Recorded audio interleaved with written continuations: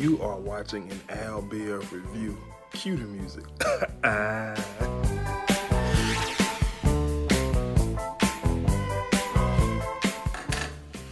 Welcome back to my channel, guys. I'm back with another Have and Have Nots review. About time. I'm so happy my show came back on, y'all. Before we get into it, if you're new, be sure to hit that subscribe button. Also, be sure to like, comment, and share. Oh man, I'm about to get into it. Last night episode, it was great. I was just like, Tyler, why can't it be this way all the time? It was great. I was so happy about it. Like, it's ridiculous. But I'm gonna just jump into it. So the show kicks off. I'm sorry, y'all. I'm peeling the orange, man. It's it's rough out here. But anyway, the show kicks off with Hannah. She's on the stoop with Benny. You know, she asking God, please don't take him. Please don't, God. I love, being typical Hannah. And I guess for me, listen, first of all, let's go ahead and say this. We all know Benny is not dead.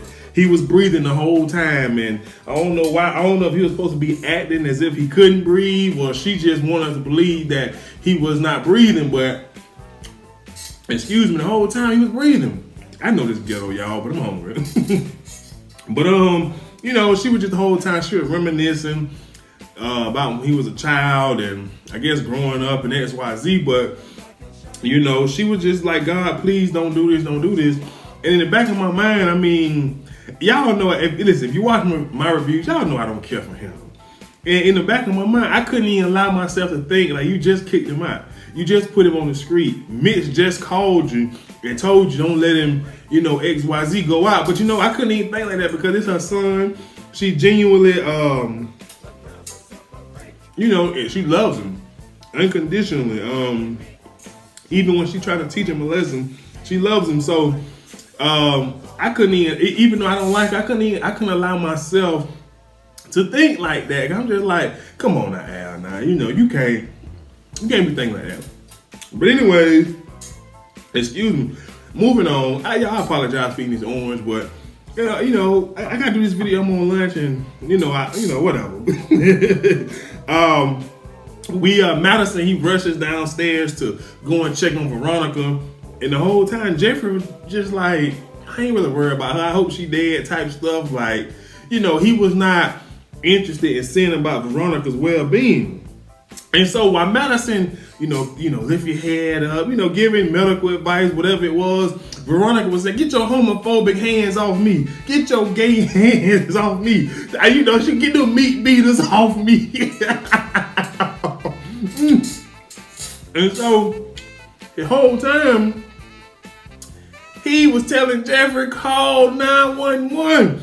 Jeffery wasn't trying to call 911.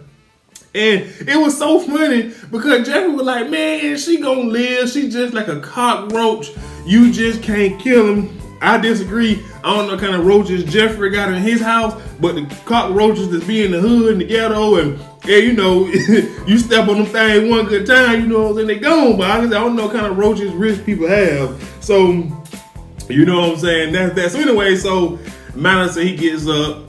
Jeffery want to give him the address. So Madison is just like, I don't know. I don't know how I would expect him to act because he knew to the whole Veronica and Jeffery craziness. So he acted right. I say that.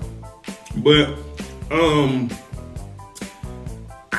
when she would have as a nurse now, from what I understand, if somebody refused treatment, you can't force it on them. So saying that to say when she said, get them meat beaters off me, you should have stopped, bro. But, I'm just being funny. Anyway, so moving on, we at the hospital with Hannah. And Hannah at the hospital, and of course, Derek, he got to show up. So Hannah gave him the rundown on what happened. Not Jeffery, but Benjamin then got shot, bang, bang, pow, pow, and XYZ. And so then Mitch, he shows up, and she started questioning him like, why did you call me? How do you knew this was gonna happen? XYZ, and then he was just like, because I knew it was somebody in my family or whatever, and she was like, it's that money, isn't it? And so he was like, yeah, but then he also said it was retaliation from my uncle, and Hannah was like, he didn't do that. And Mitch was like, I know, I tried to explain to him to get in touch with my grandma. And Hannah was like, your grandma? Like, yeah, grandma OG. Like, you want to be the OG because you be, going at Candice like, try me if you want to, girl. Like, you know what I'm saying? So I don't even know why she was shocked. You feel me? But anyways, she told Mitch that she didn't want him there because she didn't, she was questioning his motive, his beliefs. I mean, not his belief, but what he was saying. Like, she was like, how do I know if you being sincere, you just here to get more information or try to finish the job? Then Derek, old punk, I don't like him. He gonna tell, bro, I'll get your number and give you a call. Like, no. First of all, this ain't even your son. This ain't even your flesh and blood family, XYZ. And it's one thing for Hannah to tell Mitch she don't want him there, but bro, come on now. I know you're trying to be boyfriend of the year, but stay in your lane. You feel me? Because I felt like, you know what I'm saying, this is just me. When Mitch came up, you know what I'm saying? Nah, I ain't gonna say that because Derek didn't know what had happened or whatever the case was. But I don't like Derek. He was just being too much, man. Then I know it was when Hannah was, Hannah and Mitch was having their conversation. He just looked. He just like, I felt like when Mitch was just like, it was my family. Say what? Since you're trying to be boyfriend of the year, so your family did this to my future stepson? Like, how dare you even show your face? I felt my bad. I felt like he should have, jumped in then, but he didn't. So anyways, Mitch was just like, it's a public hospital. I'm going to be sitting over here waiting. So moving on, we get a quick scene with Madison trying to get Jeffery to go to the hospital to check on Veronica, but y'all know that ain't gonna happen. We already know. And then, they go out to eat, try to clear Jeffery's mind. We don't even much care about it. Moving on. Then we get the scene with Candice. She's on the bathroom floor crying. And the future president-elect Charles, he go up in there to see what's wrong with his boo thing. And, she basically grieving about the death of her son, blaming herself, saying he never had a chance. She introduced him into this lifestyle and he's so innocent, which is all correct, Candy. So I'm just like, man, she really owning up to her BS on the floor in this luxurious bath, hotel bathroom. Like, that's a different level. Then, he gave some words of comfort, you know what I'm saying, doing what he was supposed to do, you know what I'm saying, doing what he supposed to do. Then she just flipped to a different person. I'm just like, man, that girl crazy. But, given that she been, remember she was molested as a child by Hannah's boyfriend or whatever the case is, and which, what I'm saying, Hannah need to eat love. You can't tell nobody when to let that hurt go, especially some hurt like that. We just seen the R. Kelly documentary. Y'all, come on now. But anyway, so she turned it off like that. And so he was just like, what just happened? How did you just do that? Like it did nothing happen type of thing and XYZ. But then she get a call from Mitch saying that Benny in the hospital, he got shot. And so Charles, he's so jealous. Well, no, he ain't. I'm wrong. Al, you wrong. He ain't jealous. He was like, oh, so that's you about to leave to go to another man? And I'm just like, damn, bro. Like, you just come out with it, huh? So she tells him what happened. He starts getting dressed. He like, I'm going with you. My woman ain't going nowhere by herself. The future first lady ain't going nowhere by herself. So he calls in his team, Landon and Secret Service, like, get it set up. We going to the hospital. So forth and so forth. So then we get a scene where the FBI has come to see how Miss Harrington is doing. They try to get some information at the doctor. The doctor like, I can't tell you none of that, but you can go talk to her. So they go see her. And y'all already know, Veronica, she always 2-3 steps ahead of everybody. You know what I'm saying? She knew that was coming. Just like she said she knew that they knew about the explosion, the bomb, whatever, because they've been following her. She knows all this. She's moving strategically. She's far from dumb, guys. So, basically, the FBI agent, it's just one. And it got to be some history there between them because he hate her. And he just not come to encounter with her. So it just made me feel like there's some history there. So anyway, it's this one. He tells, like, man, since you introduced that bomb onto American soil, you don't get the luxuries of anything. like any other American, we gonna follow you, we gonna dig dirt up on you, you know, that's that. So, and she was just like, oh, so that's a threat. Is that a threat, bruh? And so he was just like, whatever, take it how you want to take it. And she was just like, okay, because I'm a damn good lawyer. And he said, yeah, in this little city. And she said, okay, play with it. That's why you're sweating now. You look like you need to go and do a line. And I was just like, what the hell? What was she talking about? Next thing you know, she got the cheek. How do you get dirt on an FBI officer? What kind of money, what kind of blackmail do you hold over someone's head to get money from, to get dirt on a FBI agent? She said, man, look here, doc. I own a drug rehab facility. You're sweating. I can tell your eyes dilate. You need your coat. You need your fix right now. And I ain't gonna lie, I was on the edge of my seat laughing like, this why I can't stand but love her. She is always ahead of the game. And you can't tell me that she ain't y'all favorite character. If Veronica is not y'all favorite character, if her or Candice is not y'all favorite character, I need y'all to go find another show to watch. Because they drive the show. So anyways, they leave out, the FBI agents leave out, and he tell his partner, he said, man, look here. Put pressure on any and everybody who knows her, that's in her circle, because we are getting some dirt on Veronica Herring. And I'm saying to myself, first of all, she ain't got no friends. So I don't know what circle exists that he gonna be able to get dirt from, because she ain't got no friends.